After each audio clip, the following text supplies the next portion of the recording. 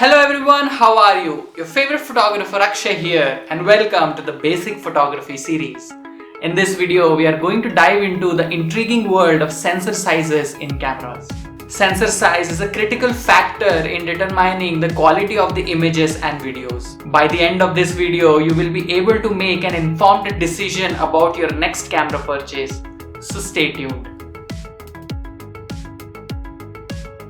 In a camera or in a mobile phone, the sensor size actually refers to the physical dimension of the sensor. It plays a crucial role in determining the low light performance, the image quality, and the depth of field. Sensors in the mobile phones are smaller than those in dedicated cameras. Obviously, because there isn't enough room in a mobile phone to fit a sensor as large as the one in a camera.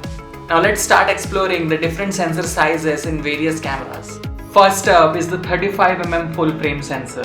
It is the gold standard of professional photography and is commercially used in professional cameras. It has the same dimensions as a 35mm film, hence the name. Since it is a large sensor, it offers excellent low light performance, a wide dynamic range, and a shallow depth of field, making it ideal for professional photography and videography.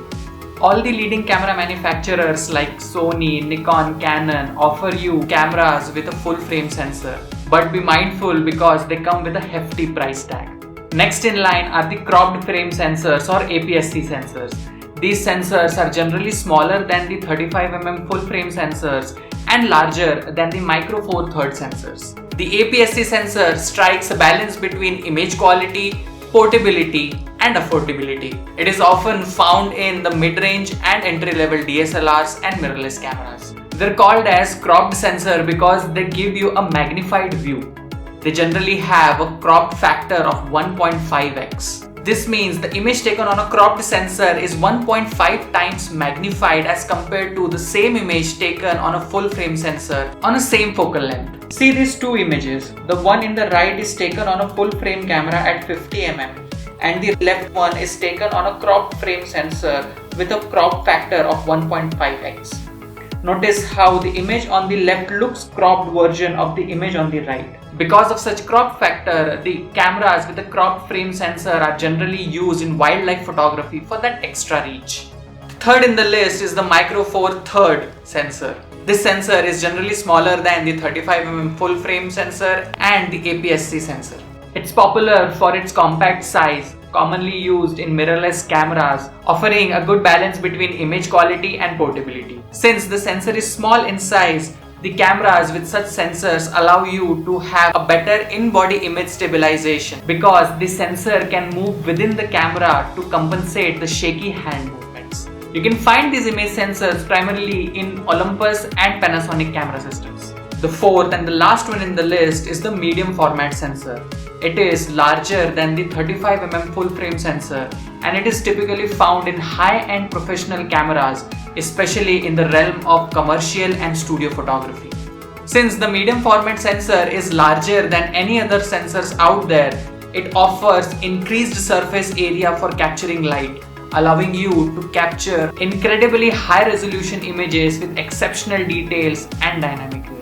Such sensors can be found in Fujifilm and Hasselblad cameras. This image shows the comparison of all the sensor sizes we talked about. I would also like to add the sensor size does not relate to the resolution of the image, and a higher megapixel count does not guarantee a superior image quality. Now that we have understood the different sensor sizes and their capabilities, let's discuss the impact they have on photography and videography. Larger sensors generally produce higher image quality, especially in terms of details, dynamic range, and low light performance. Sensor size directly influences the depth of field.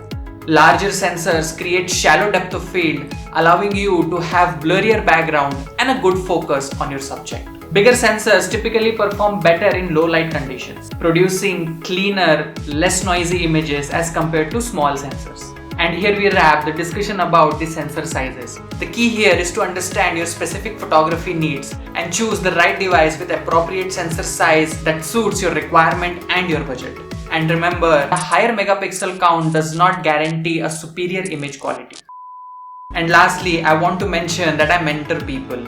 If you want to learn photography personally from me, you can send me an email. I will mention the email address in the description below.